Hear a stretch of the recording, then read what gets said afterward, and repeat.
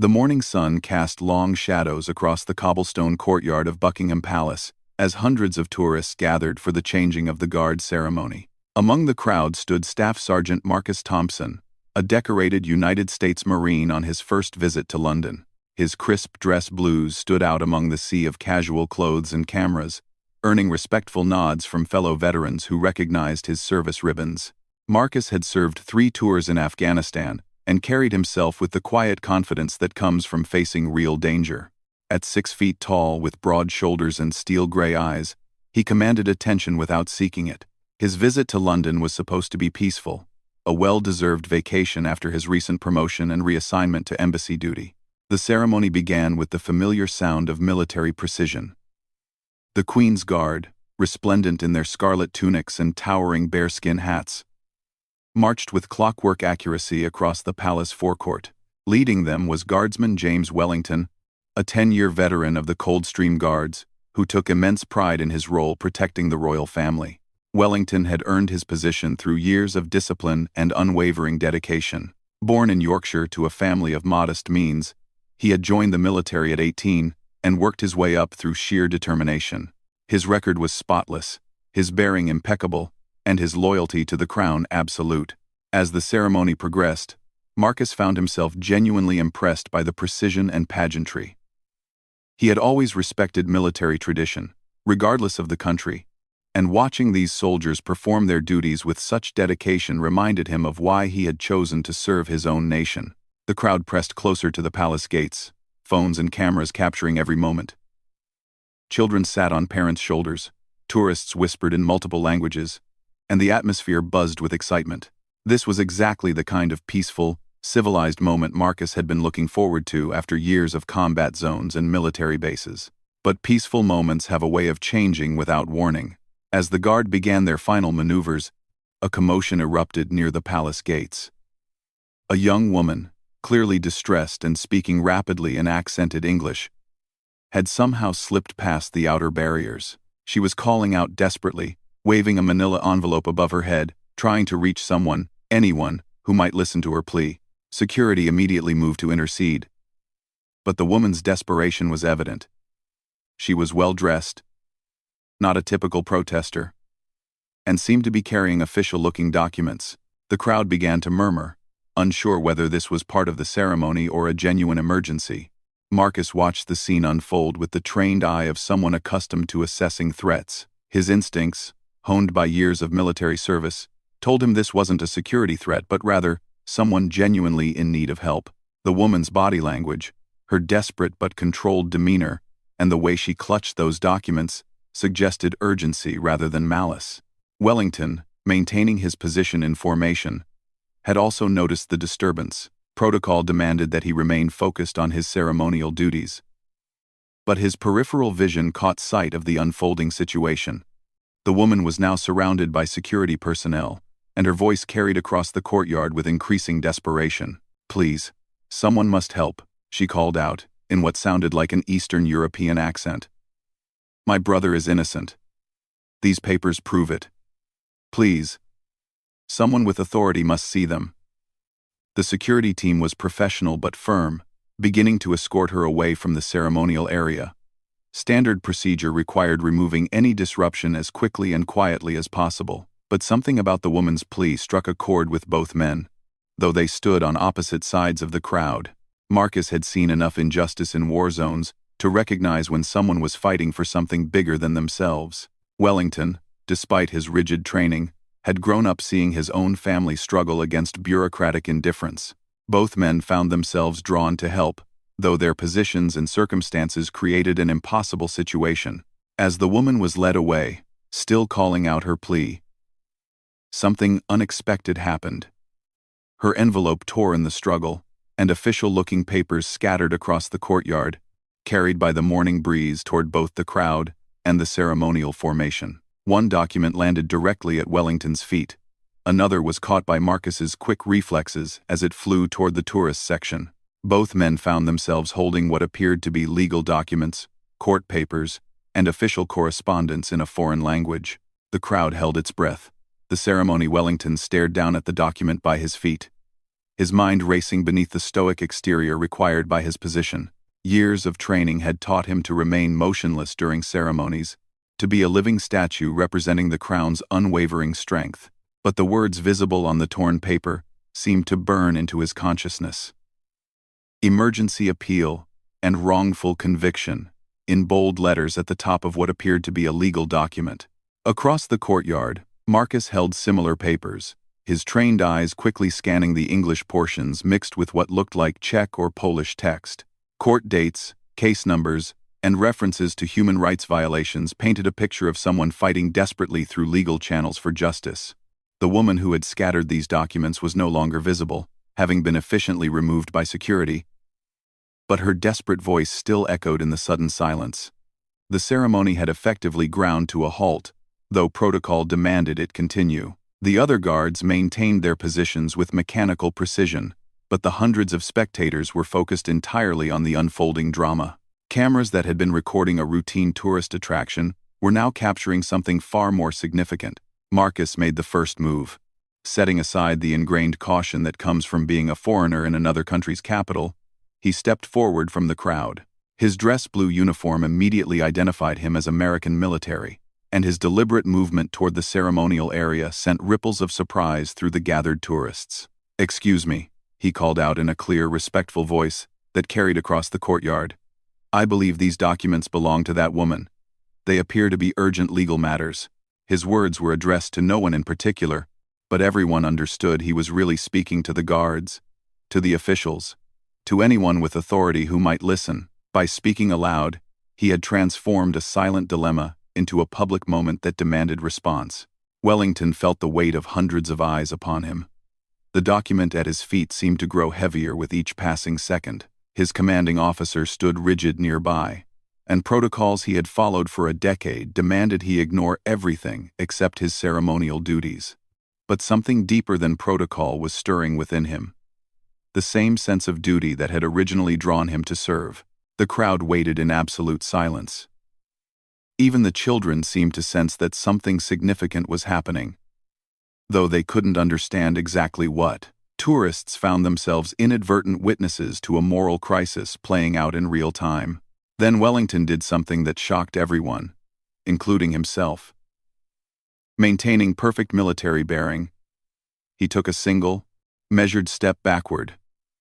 The universal military signal for requesting permission to break from position. It was subtle, but to anyone with military training, including Marcus, the meaning was unmistakable.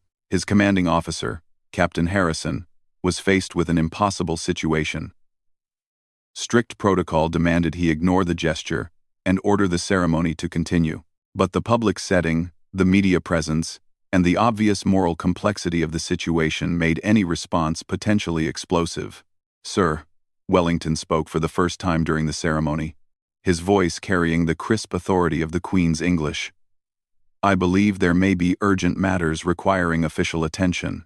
It was masterfully phrased, not a direct challenge to authority, but a formal observation that created space for action. Captain Harrison's military mind immediately grasped both the tactical brilliance and the enormous risk of the moment. Marcus recognized the courage it had taken for Wellington to speak. Breaking ceremonial protocol in such a public setting could end a career, regardless of the motivation. But the guardsman had found a way to address the situation without directly violating his orders. "Those documents," Marcus continued, his voice steady and respectful, "appear to concern someone's legal rights. As visiting military personnel, I would be honored to ensure they reach appropriate authorities, but I believe this falls under British jurisdiction." He was offering Wellington and the British military a way to take action without losing face. By acknowledging British authority while offering assistance, Marcus had created a diplomatic solution that preserved everyone's honor while addressing the moral imperative before them. The crowd began to understand they were witnessing something unprecedented. This wasn't just about scattered papers or a disrupted ceremony. It was about two professional soldiers from different nations finding a way to do what was right, despite institutional constraints. Captain Harrison made a decision that would later be studied in military academies as an example of leadership under pressure. Guardsman Wellington. he announced formally. "Please secure those documents for proper review by appropriate authorities. The ceremony will resume momentarily." Wellington snapped to attention, executed a perfect about-face, and retrieved the papers with military precision. As he straightened, he caught Marcus's eye across the courtyard. Neither man smiled. But there was a moment of mutual recognition. Two soldiers acknowledging each other across the divide of nationality and circumstance. But the real showdown was just beginning. As Wellington gathered the scattered papers, more documents became visible, blown by the wind into various corners of the courtyard. The woman's desperate attempt to share her evidence had created a complex situation that couldn't be resolved by simply collecting a few sheets of paper. Marcus realized that the papers he held might contain crucial information that needed to be considered alongside what Wellington was collecting, but approaching the guard formation would be highly irregular, potentially inflammatory, and could be misinterpreted as an American soldier interfering with British military operations. Wellington faced a similar dilemma from the opposite direction. His duty to secure the documents was clear, but ensuring they reached the right people would require cooperation beyond the immediate military chain of command. The American Marine clearly possessed additional materials that might be essential to understanding the full situation. The crowd sensed the tension building between the two men. What had begun as a simple gesture of human decency was evolving into something more complex. A careful dance between duty and conscience, protocol and justice, national pride and universal humanity. The silence stretched between them as both men calculated their next moves, knowing that their choices in the next few moments would determine whether a desperate woman's plea for justice would disappear into bureaucratic indifference or receive the attention it deserved. Every eye in the courtyard was focused on these two soldiers, waiting to see how their silent confrontation would resolve. The courtyard had become an arena of unspoken tension. Marcus stood at the edge of the tourist area, military documents clutched in his hand, while Wellington remained in formation but clearly wrestling with his next move. Both men understood that their actions in the following moments would either resolve the situation or escalate it beyond anyone's control. Marcus made a calculated decision. Rather than approaching the guard formation directly, which could be seen as provocative, he began reading aloud from the documents in his possession. His voice carried clearly across the silent courtyard. "Emergency appeal dated 3 days ago," he announced, his military bearing giving weight to every word. "Viktor Petrov, sentenced to 15 years for terrorism charges in Prague. New evidence suggests planted evidence and coerced testimony." The crowd stirred uneasily. This wasn't what anyone had expected to witness during a routine ceremonial event. But Marcus continued, understanding that publicity might be the woman's only hope for justice. "The appeal states that Mr. Petrov was investigating government corruption when he was arrested. Key witness testimony has been recanted, and forensic evidence has been challenged by independent experts." Wellington's jaw tightened as he listened. The formal language and specific details suggested these weren't the ravings of a desperate relative, but genuine legal documents that had somehow made their way to one of the world's most secure locations. Someone had been desperate enough to risk arrest just to get these papers in front of people who might have the power to help. Captain Harrison stepped forward, his face flushed with anger and embarrassment. "Sergeant Thompson, you are disrupting a formal ceremony on Crown property. I must ask you to cease this inappropriate behavior immediately."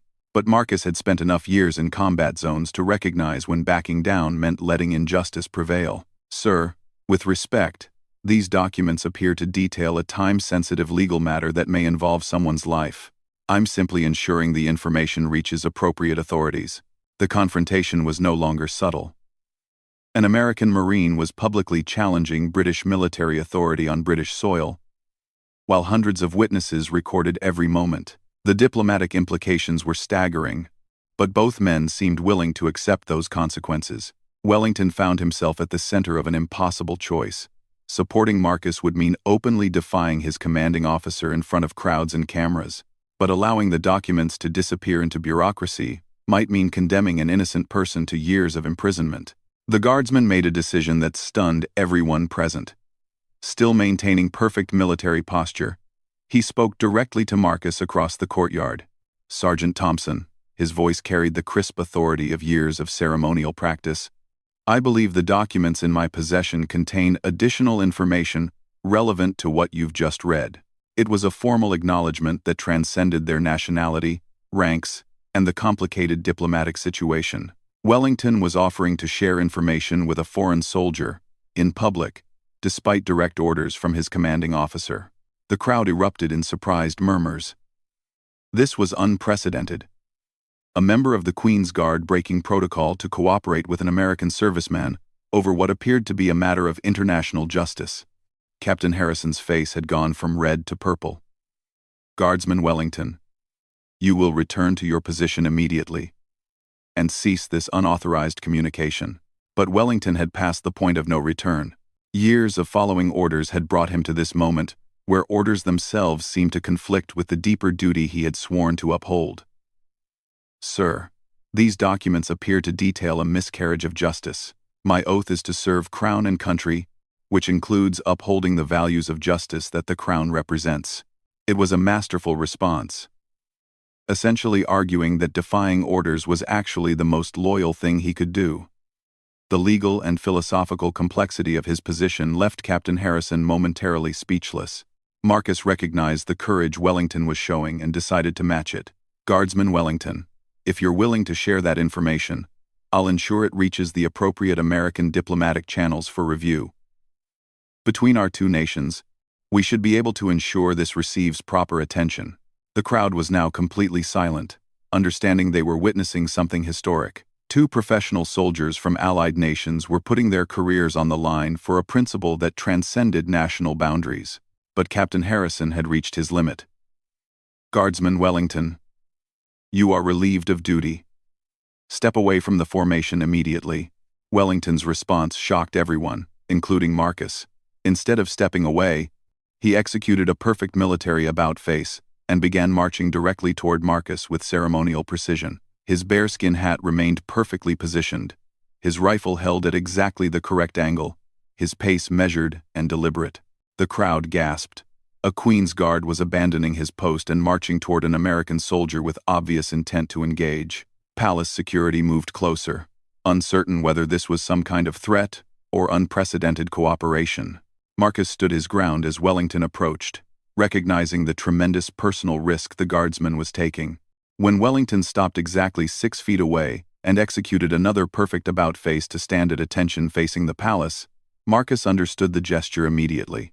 Wellington was positioning himself between Marcus and the British military authority, making a symbolic statement that transcended words.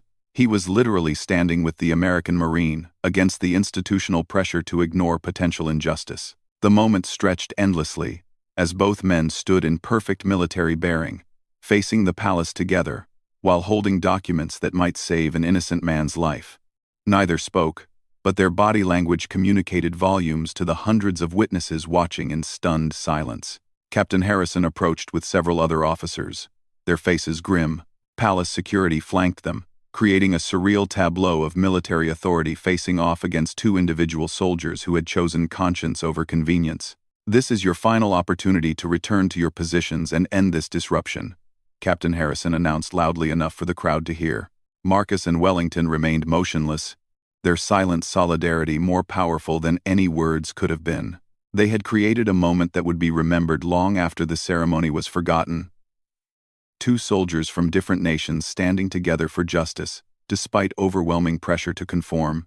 The crowd held its collective breath, waiting to see how this unprecedented confrontation would resolve.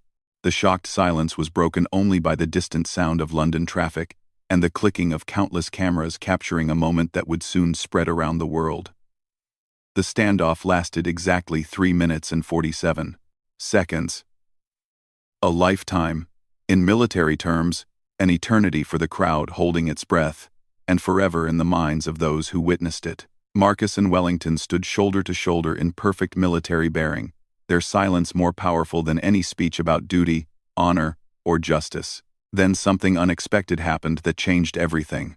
A voice from the crowd called out in heavily accented English, "That is my sister. That is Ania Petrov." An elderly man pushed through the tourists, pointing at the scattered documents. She come to London because Prague courts will not listen. Our Victor is innocent. The man's appearance transformed the entire dynamic. This was no longer about abstract principles or military protocol. There was a real family desperately fighting for their loved one's freedom. The elderly man's weathered hands shook as he reached toward the documents that had blown across the courtyard.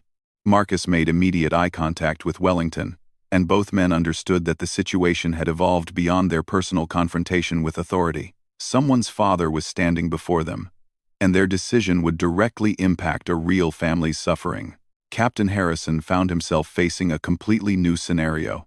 Disciplining soldiers for a protocol violation was one thing, but preventing a family from accessing legal documents that might prove their relative's innocence was quite another, especially with hundreds of cameras recording every moment. Wellington spoke first, his voice carrying across the silent courtyard with crisp authority. "Sir, I formally request permission to ensure these documents reach appropriate legal channels for review, given their apparent relevance to an ongoing legal matter affecting British-Czech relations." It was brilliantly phrased, transforming personal defiance into a formal military recommendation about international diplomatic concerns. Captain Harrison's expression shifted as he realized Wellington had found a way to make cooperation the officially correct response. Marcus stepped forward and handed his documents to the elderly man, but spoke to the assembled officials. "As a representative of the United States military visiting Britain, I believe our two nations share common values regarding due process and justice. I'm confident appropriate British authorities will ensure these materials receive proper review."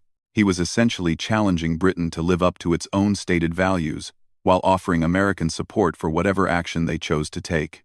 The diplomatic elegance of his position made it nearly impossible for officials to respond with anything other than cooperation. The breakthrough came from an unexpected source. A woman in civilian clothes emerged from the group of officials surrounding Captain Harrison. "I'm Inspector Margaret Davies, Metropolitan Police. If these documents relate to an ongoing legal matter, they should be properly examined by appropriate authorities." Inspector Davies had been assigned to security for the ceremony, but her appearance provided everyone with a face-saving solution. Police authority superseded military protocol when it came to potential legal matters, creating a pathway for action that preserved everyone's dignity. She approached the elderly man gently. "Sir, if you believe these documents are relevant to your son's case, I'll ensure they're reviewed by our International Legal Liaison Office. We work closely with Czech authorities on various matters." The relief in the old man's eyes was immediate and heartbreaking. "Please, yes. Ania. She risked everything to bring these here. Victor is good boy. He never hurt anyone. These papers, they show truth." Wellington remained at attention next to Marcus as Inspector Davies carefully collected all the scattered documents. Their silent solidarity had created space for this resolution, but both men knew their personal situation remained unresolved. Captain Harrison approached them with an unreadable expression. "Guardsman Wellington, your actions today were highly irregular and potentially damaging to military discipline." Guardsman Wellington. Wellington's response was immediate and formal. "Sir, I accept full responsibility for my actions and any consequences deemed appropriate." But Captain Harrison wasn't finished. "However, given the circumstances and the apparent legitimacy of the legal concerns raised, I believe your actions, while unauthorized, were consistent with the values the Guard is sworn to protect." It was as close to praise as military discipline would allow, and Wellington's barely visible smile showed he understood the significance. Marcus received similar treatment from the American embassy liaison who had appeared among the officials. "Sergeant Thompson, your diplomatic handling of a complex situation reflects well on American military professionalism, though future situations should be channeled through proper diplomatic procedures." 3 weeks later, Viktor Petrov was released from prison in Prague, after the documents revealed by his sister led to a full investigation that uncovered prosecutorial misconduct and planted evidence. The case became a landmark example of how public pressure and international attention could expose injustice within legal systems. Marcus returned to his embassy duties with a commendation for exceptional diplomatic sensitivity in a complex international situation.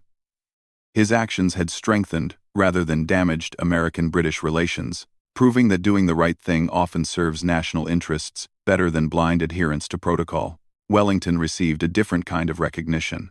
While officially reprimanded for breaking protocol, he was privately commended by senior officers who understood that his actions had ultimately enhanced the reputation of the Queen's Guard. 6 months later, he was promoted to Lance Corporal and assigned to train new recruits in ethical decision-making under pressure. The ceremony that day never officially resumed, but nobody seemed to mind. The tourists left with something far more valuable than photos of routine pageantry. They had witnessed 2 soldiers choosing conscience over convenience, demonstrating that military honor sometimes requires questioning rather than blindly following orders. Inspector Davies became a key figure in establishing improved procedures for handling international legal emergencies that reached British soil through unconventional channels. The Buckingham Palace protocol she developed ensured that desperate pleas for justice would receive appropriate review rather than being dismissed as mere disruptions. But perhaps the most significant outcome was the friendship that developed between Marcus and Wellington. They maintained correspondence after Marcus returned to America, sharing their experiences of navigating the complex relationship between duty and conscience. Both men learned that true military honor sometimes requires the courage to stand alone, even when, especially when, doing so challenges established authority. The elderly Mr. Petroff wrote letters to both men for years afterward, updating them on Victor's recovery and his new life as a free man. In those letters, he never called them heroes or made grand statements about their courage.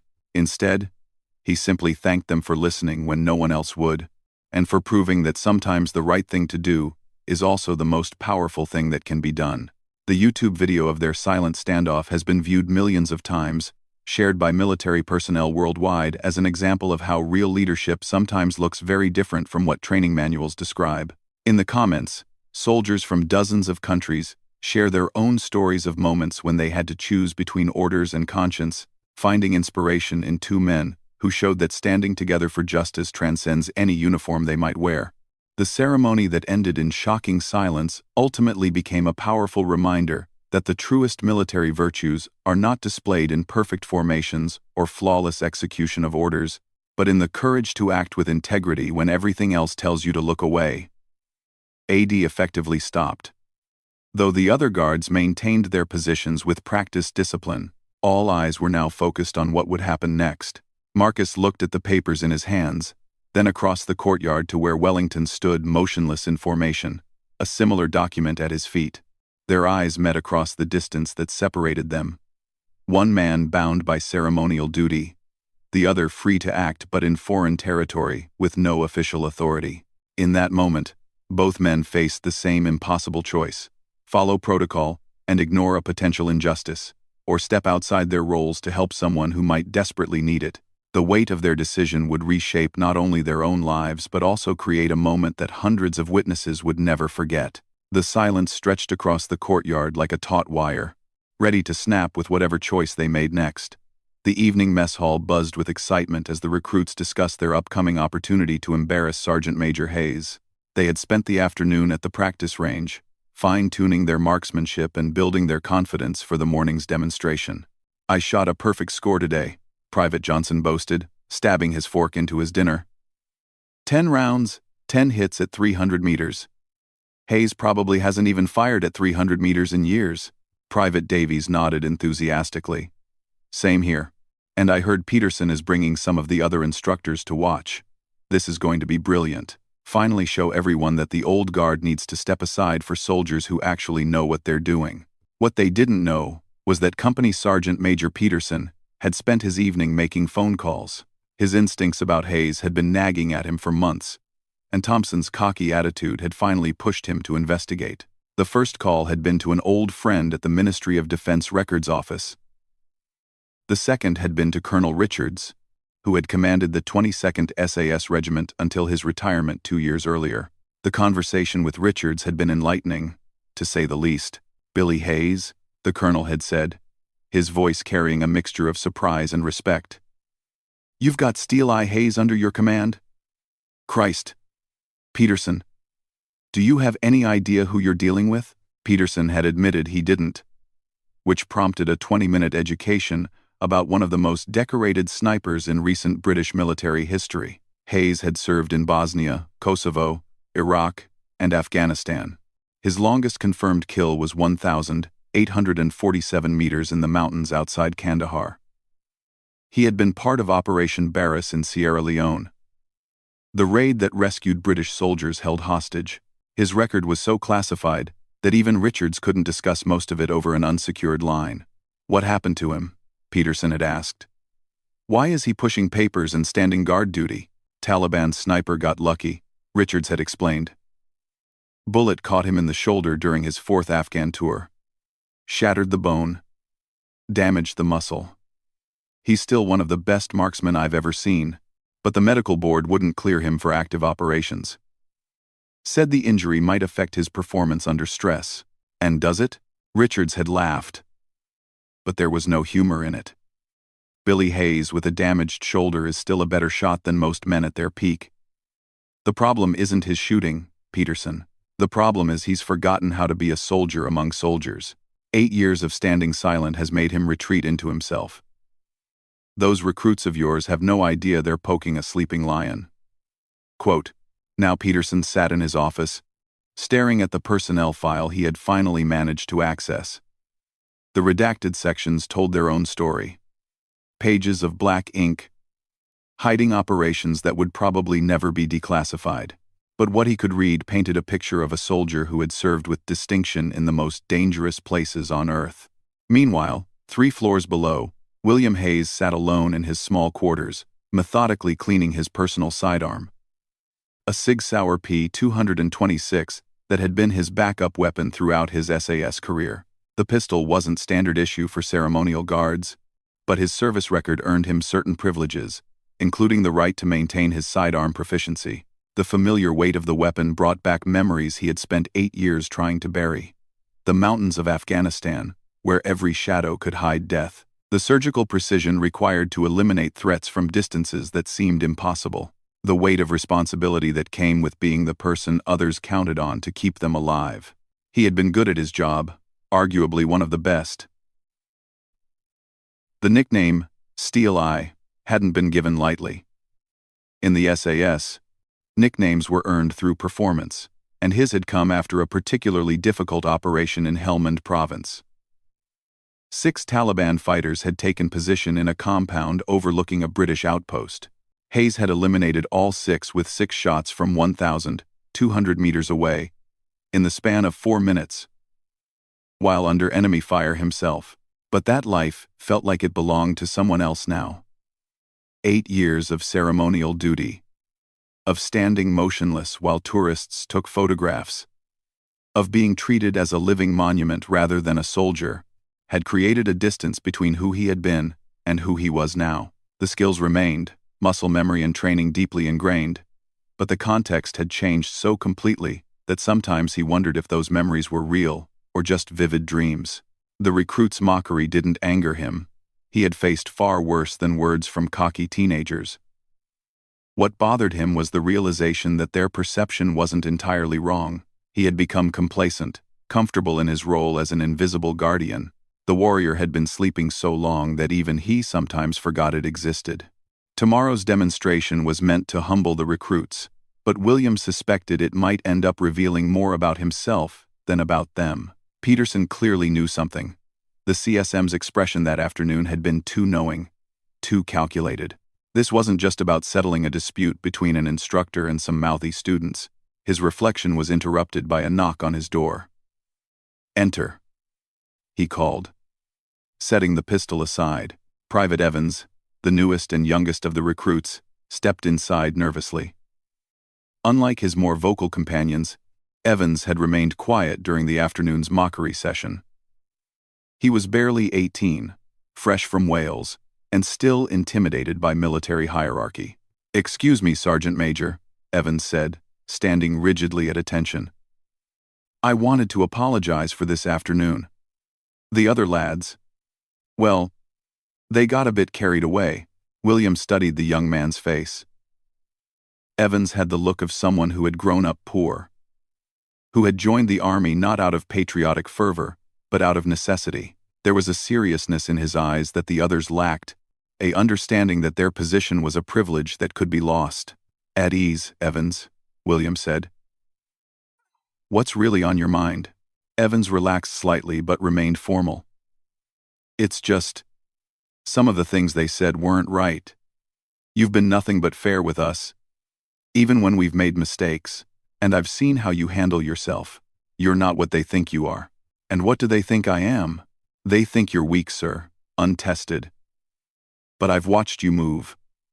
Watched how you check the perimeter every time you enter a room. How your eyes never stop scanning. My da was in the Paras, and he moved the same way after he came back from the Falklands. You don't learn that from ceremonial duty." William was quiet for a long moment. This young recruit had seen more in 3 weeks than his fellow students had noticed in months. "Your father sounds like a good soldier." "He was, sir. Before he lost his leg to an IED in Bosnia. He always said the most dangerous enemies were the ones who looked harmless. Said overconfidence killed more soldiers than superior firepower. Smart man. What did he tell you about tomorrow?" Evans looked confused. "Tomorrow, sir? The demonstration. You've been talking about it all evening."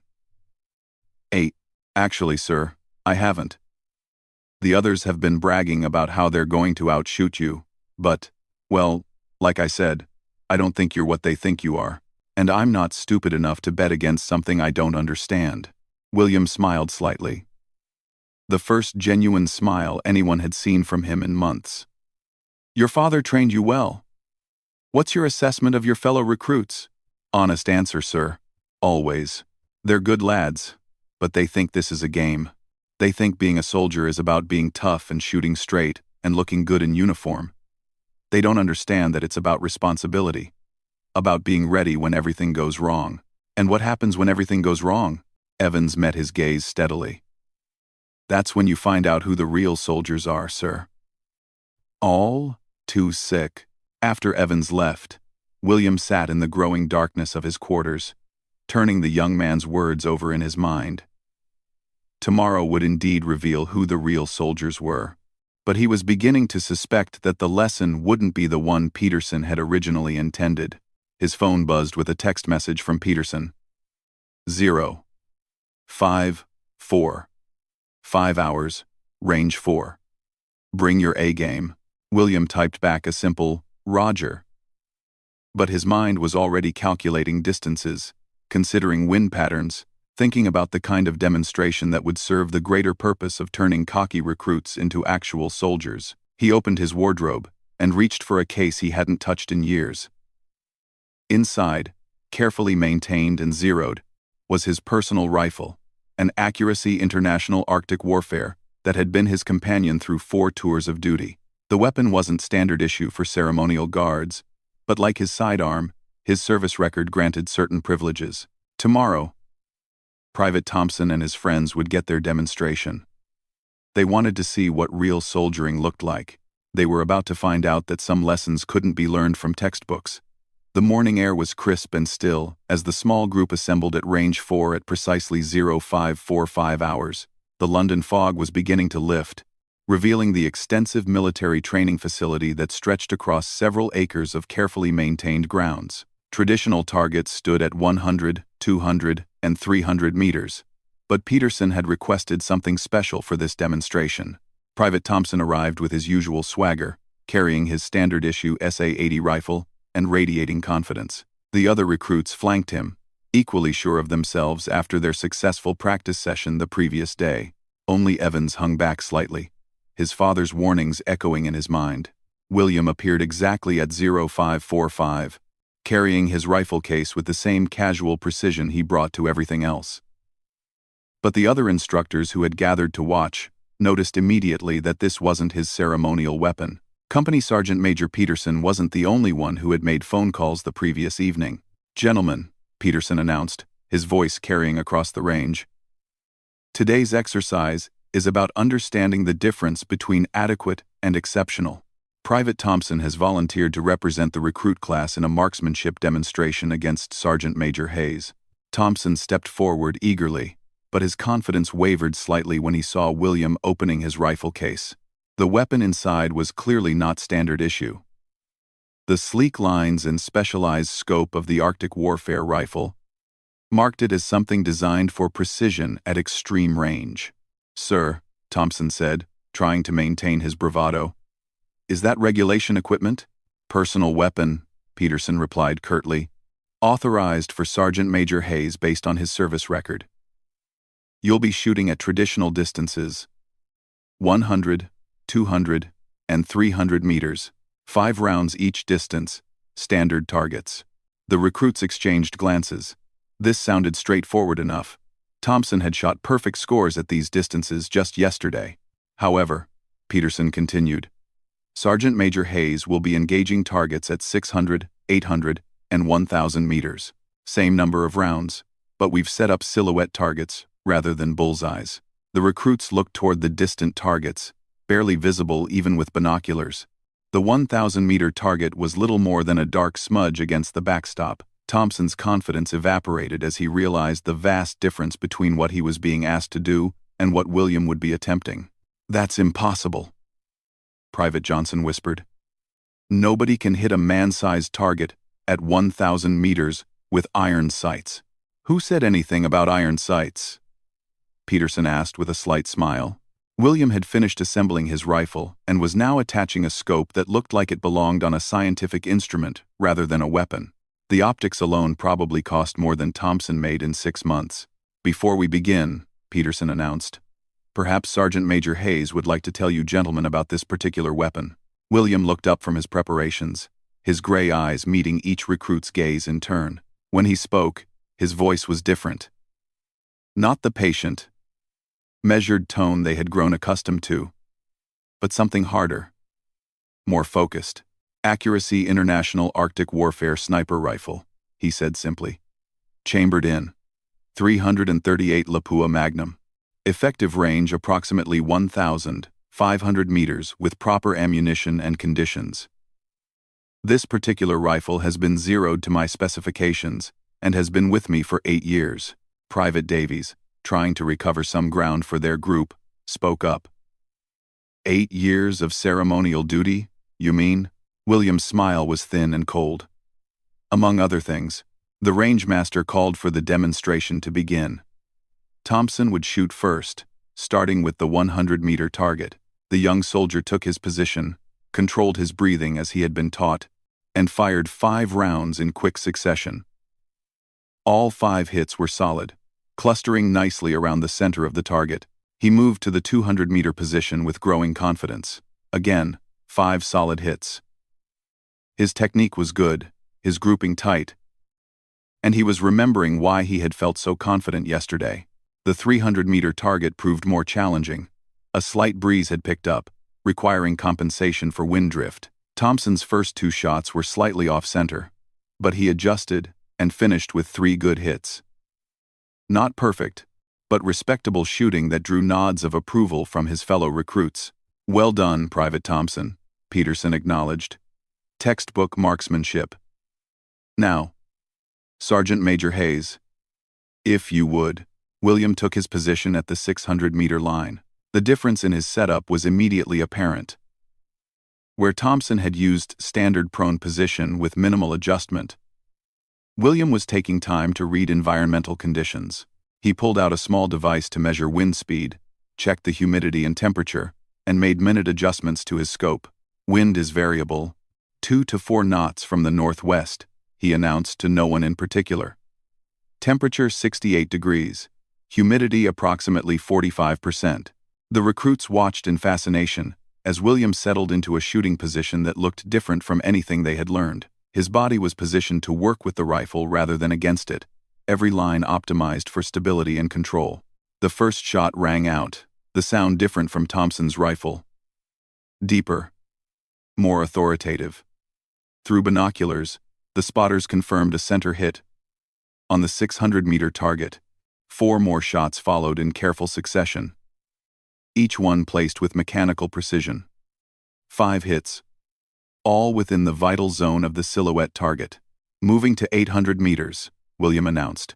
At this distance, The target was difficult to see, even with binoculars. The recruits strained to make out the results as William fired his 5 rounds. Each shot was preceded by a careful reading of wind conditions, small adjustments to his scope, and a breathing routine that looked more like meditation than marksmanship. 5 more hits. Not just hits. The spotters confirmed that all 5 rounds had found the center mass of the silhouette. Private Thompson was no longer smirking. The demonstration he had expected to win easily was becoming a masterclass in precision shooting beyond anything he had imagined possible. 1,000 meters, William announced. At this distance, the target was barely visible to the naked eye. William spent several minutes reading conditions, making calculations that the recruits couldn't follow. When he finally settled into position, the range fell completely silent. The first shot seemed to take forever to reach its target. Then the spotter's voice crackled over the radio. Hit. Center mass. 4 more times, William fired at the distant target. 4 more times, the impossible happened. 5 hits, all center mass, the spotter confirmed. Tightest grouping I've ever seen at this distance. The silence on the range was absolute. The recruits stared at William as if seeing him for the first time. The man they had dismissed as an aging ceremonial soldier had just demonstrated marksmanship skills that bordered on supernatural. Peterson walked over to where the recruits stood in stunned silence. Gentlemen, allow me to introduce Staff Sergeant William Hayes, former Special Air Service sniper. Confirmed kills in excess of 100 targets across 4 operational theaters. Longest confirmed kill, 1,847 meters in Afghanistan. Private Thompson's face had gone pale. SAS? But, you never said. You never asked, William replied simply, beginning to break down his rifle. You assumed. In combat, assumptions kill people. Private Evans stepped forward. Sir, how many years did you serve with the SAS? 12 years active operations, William answered.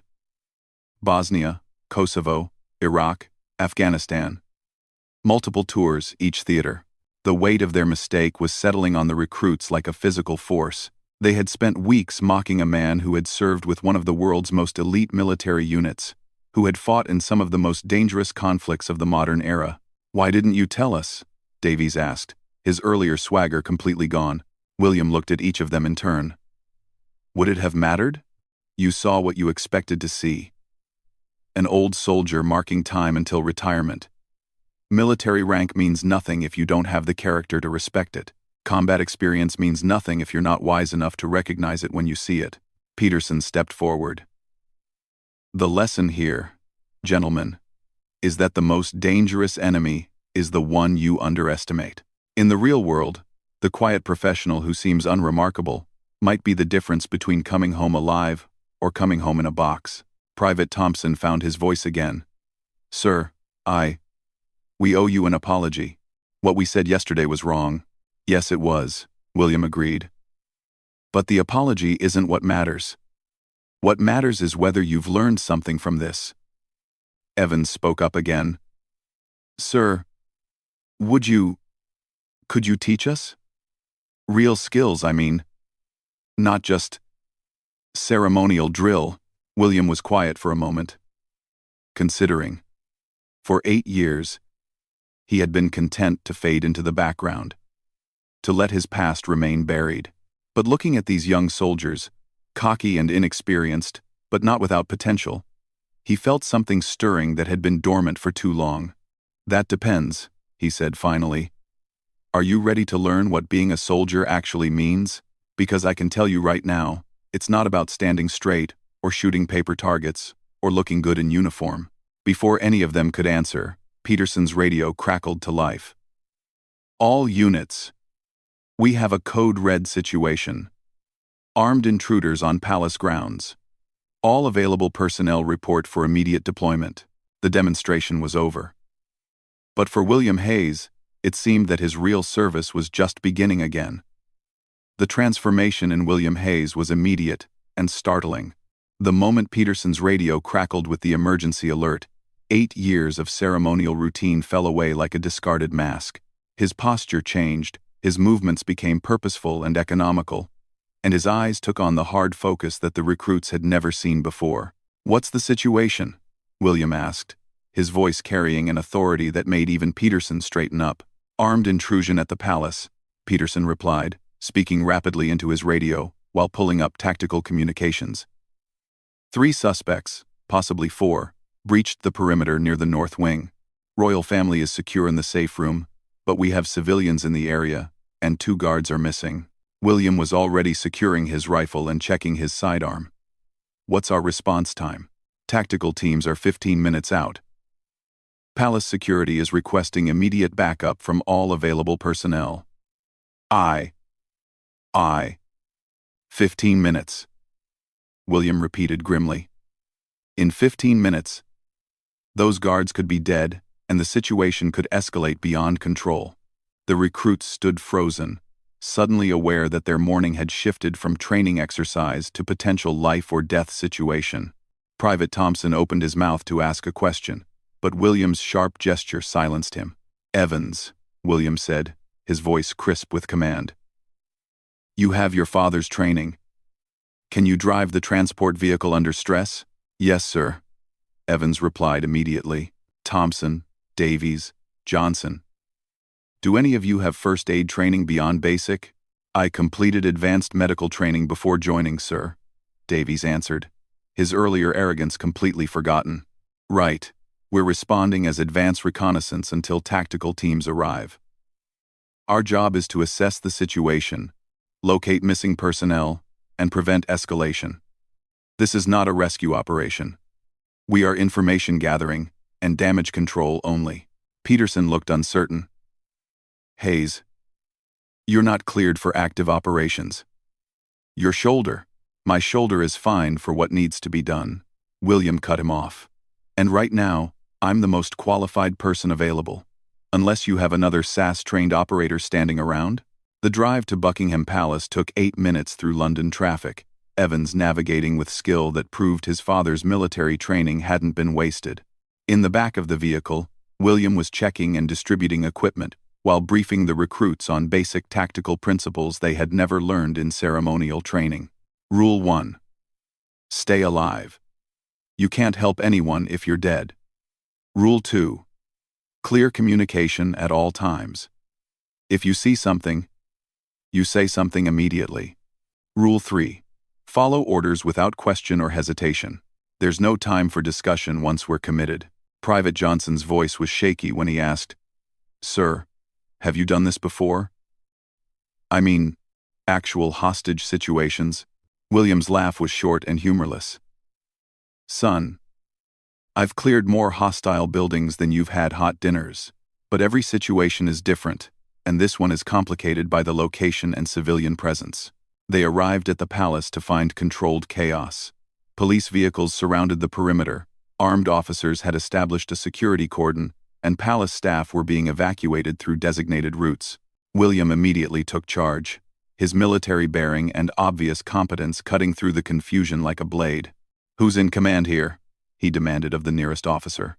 "Inspector Coleman, Metropolitan Police," a harried-looking woman in tactical gear replied. "And you are?" "Staff Sergeant Hayes, 22nd SAS Regiment, currently attached to Palace Security."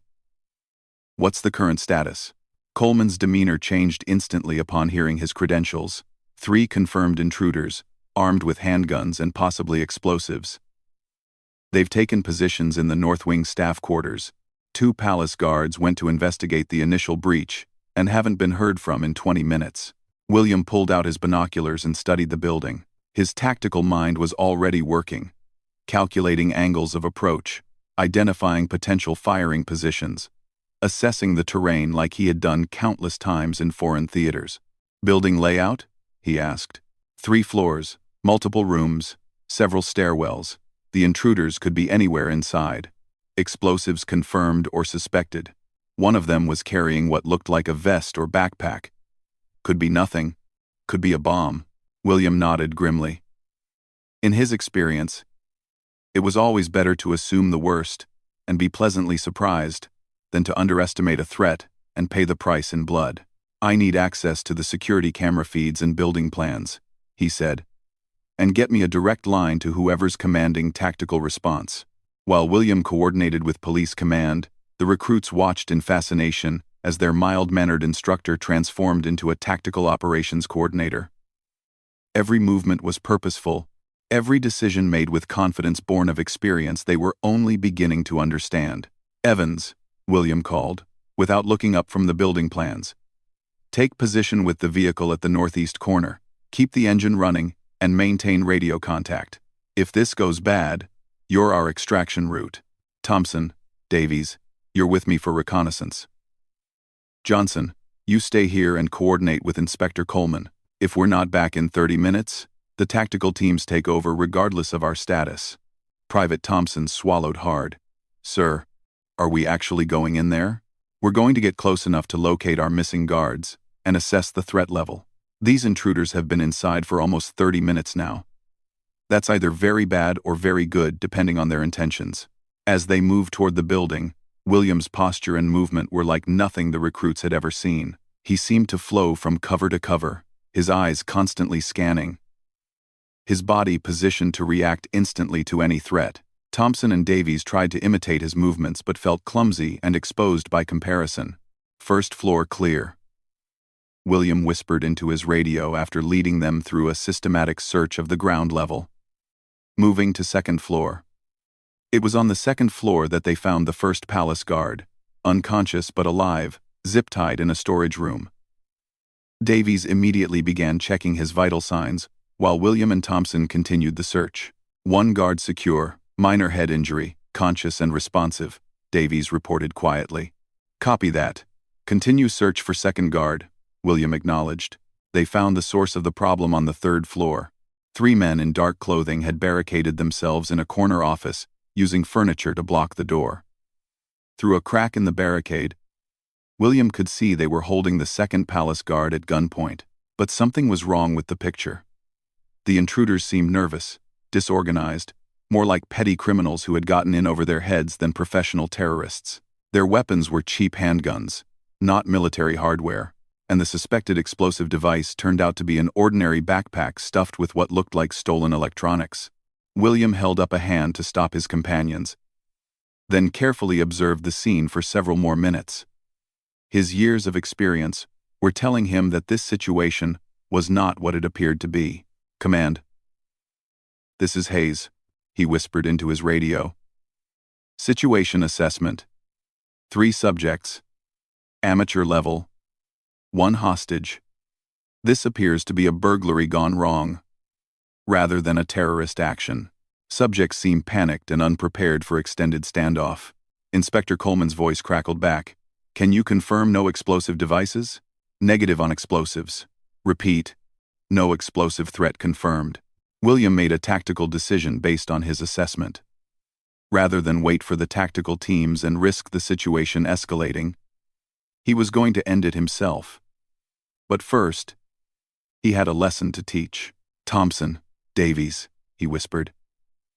"You're about to see how real soldiers solve problems. Watch carefully, because someday your life might depend on understanding the difference between necessary force and excessive force." What happened next took less than 90 seconds. William used his knowledge of the building layout to approach the barricaded room from an unexpected angle. Through an adjoining office and the connecting ventilation system, his movement was silent, precise, and utterly professional. The first intruder never knew what hit him. William dropped from the ceiling vent directly behind him, applying a sleeper hold that rendered the man unconscious in seconds. The second intruder spun toward the commotion just in time to find the barrel of William's pistol inches from his face. "Armed police," William said quietly. "Drop your weapon." The third man, panicked and confused, made the mistake of raising his gun toward the hostage. William's response was instant. A single, precisely placed shot that shattered the man's wrist without causing life-threatening injury. The weapon clattered to the floor as the intruder screamed and clutched his wounded hand. "All clear," William announced into his radio. 3 subjects secured, hostage safe, no casualties.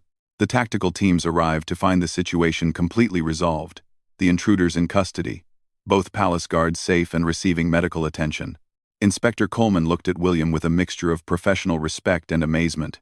"In my 20 years with the Met," she said, "I've never seen anything quite like that." "Where did you learn to move like that?" "Afghanistan, mostly," William replied simply. "Different enemy, same principles." Later, as they returned to Wellington Barracks, the recruits sat in stunned silence. They had witnessed their instructor transform from a quiet ceremonial guard into a lethal professional operator, and back again, all in the span of a few hours. Private Evans was the first to speak. "Sir, how do we... I mean, after seeing what you can do, how do we become soldiers like that?" William considered the question carefully. "You start by understanding what you saw today. This wasn't about shooting skills or tactical maneuvers. It was about experience, judgment, and knowing when to act. Those intruders were criminals, not soldiers. They were scared, disorganized, and in over their heads. The situation required precision, not violence." Thompson found his voice again. "Sir, yesterday we thought, we said things. Yesterday you were ignorant," William interrupted. "Today you've learned something. The question is what you do with that knowledge going forward." Davies looked thoughtful. "You could have killed all three of them, couldn't you? Instead, you used the minimum force necessary. That's the difference between a soldier and a killer," William replied. "A soldier's job is to solve problems and protect people. Sometimes that requires violence. But violence is a tool, not a goal. You use exactly as much as you need, and no more." As they reached the barracks, Company Sergeant Major Peterson was waiting for them. His expression was unreadable, but there was something different in the way he looked at William. "Hayes," Peterson said quietly, "I've just gotten off the phone with Colonel Richards again. Seems word of today's operation has already reached some very high places. There's been talk about returning you to active duty." William was quiet for a long moment. And the choice is yours. Your shoulder injury has been re-evaluated. Medical board says you're cleared for operations if you want it." The recruits watched anxiously as William considered this offer. They had seen what he was capable of, understood now what they had lost when bureaucracy had forced him into ceremonial duty. But they also realized what they might gain if he stayed to train them properly. "I appreciate the offer," William said finally, "but I think my place is here. These young soldiers need to learn what real service means. And maybe I need to remember what it means to be a teacher, not just a weapon." Private Thompson stepped forward. "Sir, if you stay, will you teach us? Not just marksmanship, but everything? How to be the kind of soldier you are?" William looked at each of the recruits in turn. A few hours ago, they had been cocky teenagers playing at being soldiers. Now they had seen real military professionalism in action, and it had humbled them in the best possible way. "That depends," William said with a slight smile. "Are you ready to stop playing games and start learning what it really means to serve?" "Yes, sir," they replied in unison, and for the first time, William believed they meant it. As the sun set over London, Staff Sergeant William Hayes, ceremonial guard, former SAS operator, and now teacher of soldiers, walked back into Wellington Barracks. 8 years of silence were over. He had found his voice again, and perhaps more importantly, he had found his purpose. The young soldiers following him would never again make the mistake of judging someone by appearances. And London was a little bit safer because a quiet professional had remembered that sometimes the most important battles are fought not in foreign wars, but in the daily work of turning boys into men, recruits into soldiers, and civilians into protectors of the realm. The steel eye had awakened, not to hunt enemies, but to forge the next generation of guardians.